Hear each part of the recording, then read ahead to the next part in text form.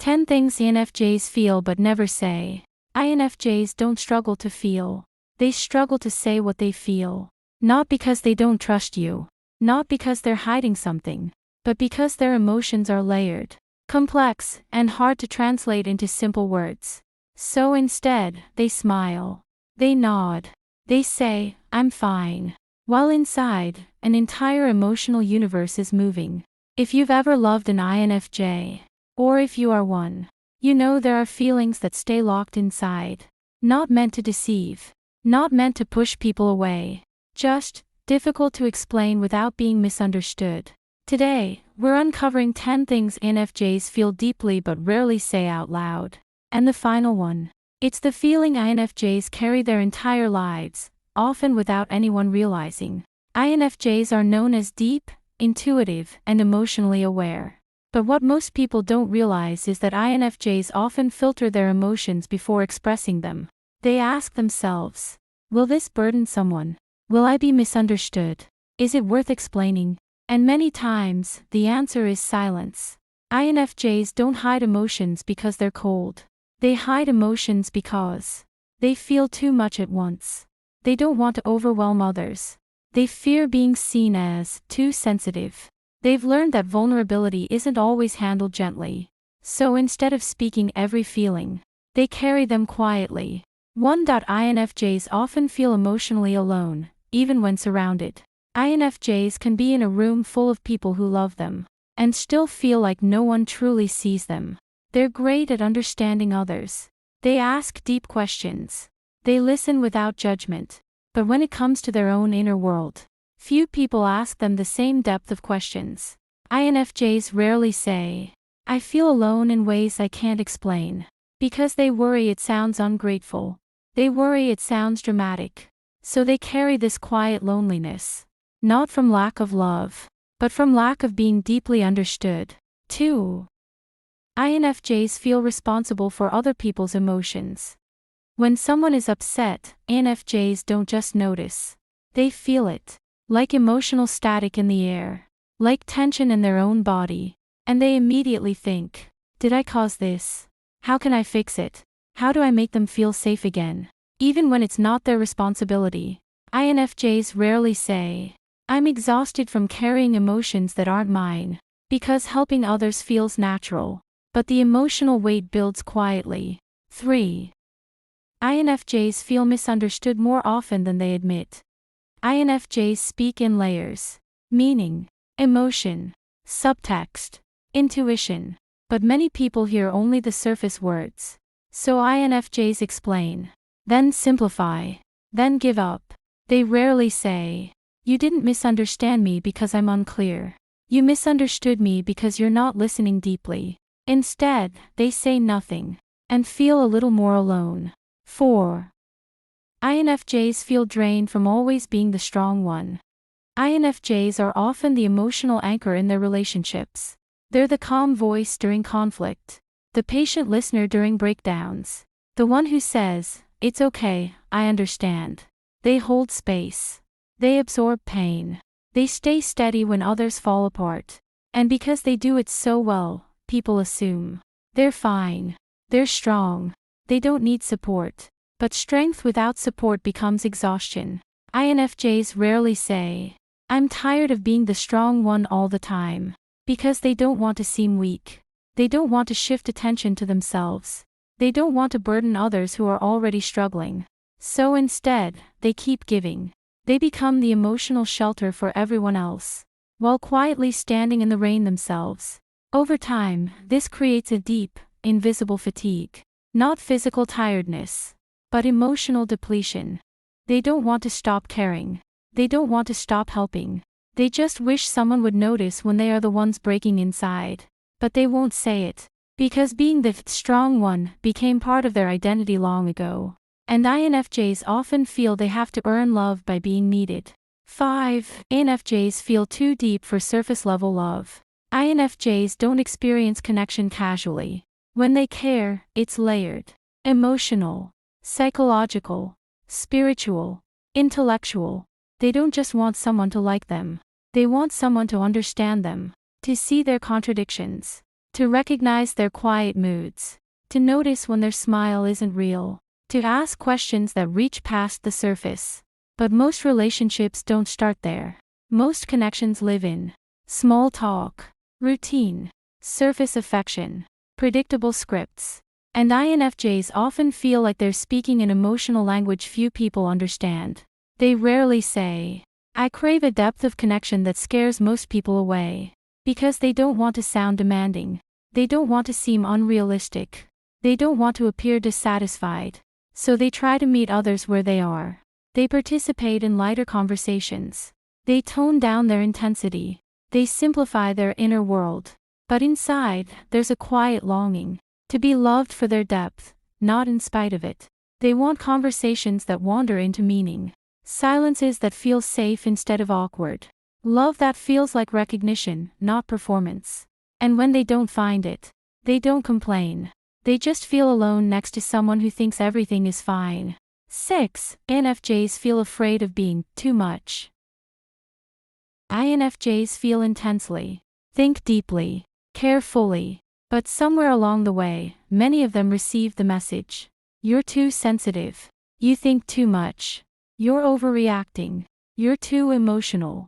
So they learn to shrink, to filter their feelings before speaking, to rehearse conversations in their head, to delete texts before sending them, to say half of what they mean.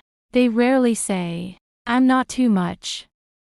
I just feel deeply, and I'm afraid that scares people."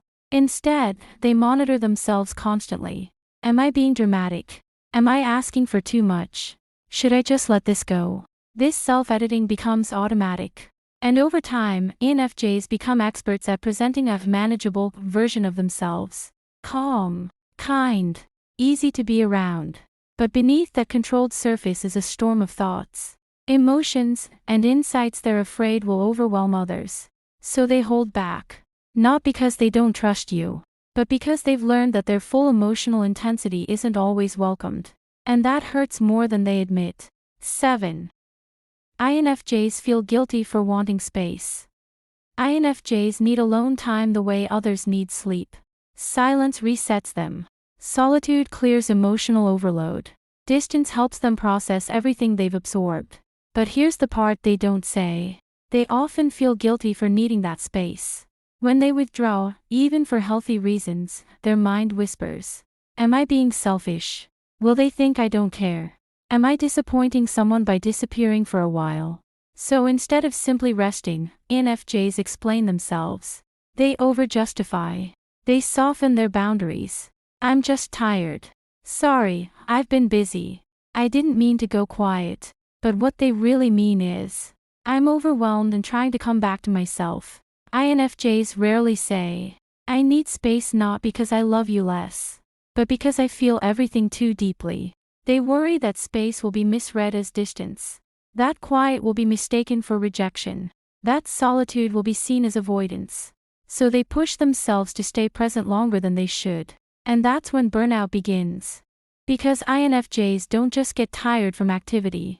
They get tired from emotional exposure. From constant empathy.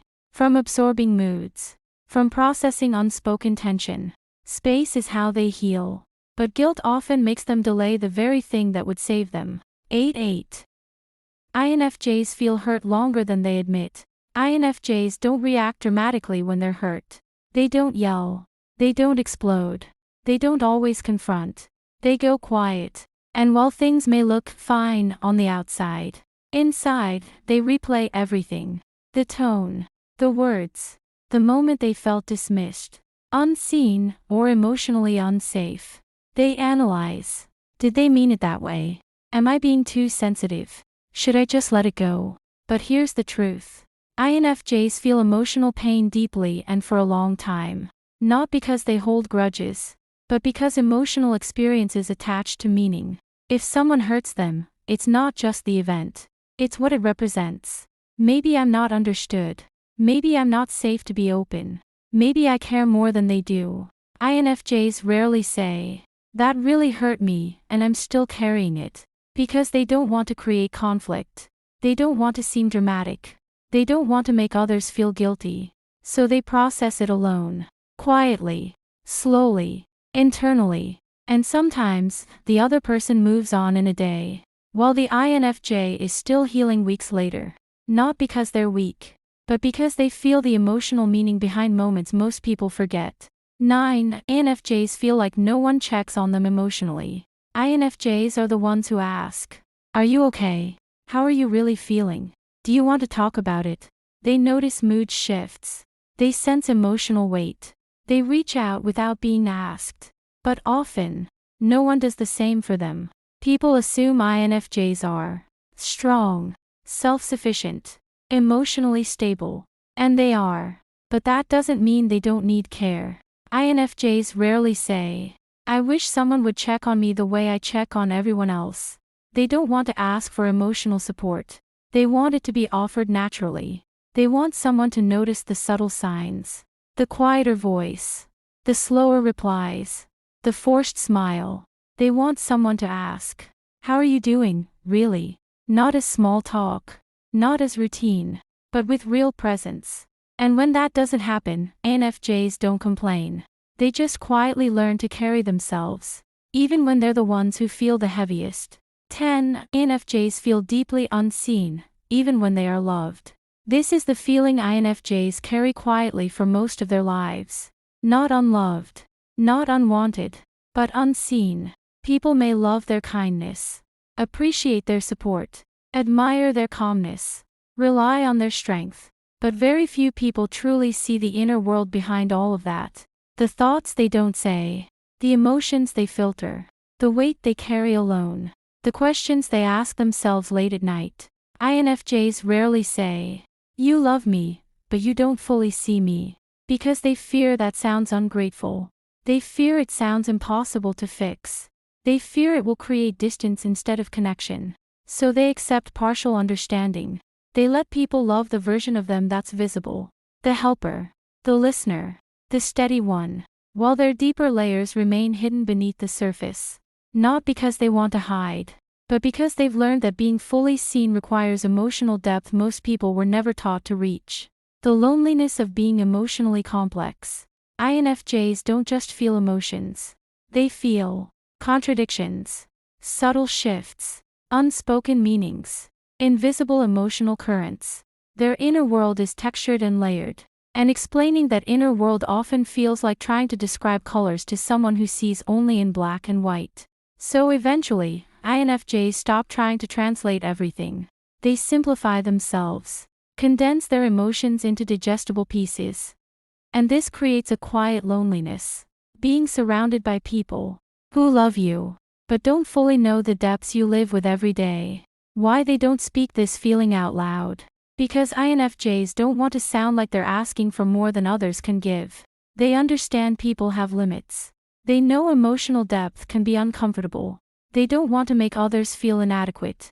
So instead of saying, "I feel unseen," they say, "I'm okay," and they carry the rest inside. The beautiful truth INFJs often miss. Here's what INFJs don't always realize. The very depth that makes them feel unseen is also what makes them unforgettable to the right people. Not everyone can meet them there, but the ones who can, they don't just see the INFJ. They recognize them. They feel understood in return. They feel safe in the INFJ's presence. They feel something rare and hard to describe. Because INFJs don't offer surface connection. They offer emotional truth. And while that kind of connection is rare, it is real. If you are an INFJ and this felt personal, there is nothing wrong with how deeply you feel. You are not too sensitive, not too complicated, not too much. You simply experience life at a depth most people never reach. And yes, that can feel lonely. But it also means, when someone truly sees you, when someone meets you at your depth, when someone understands without you having to explain, the connection is unlike anything else.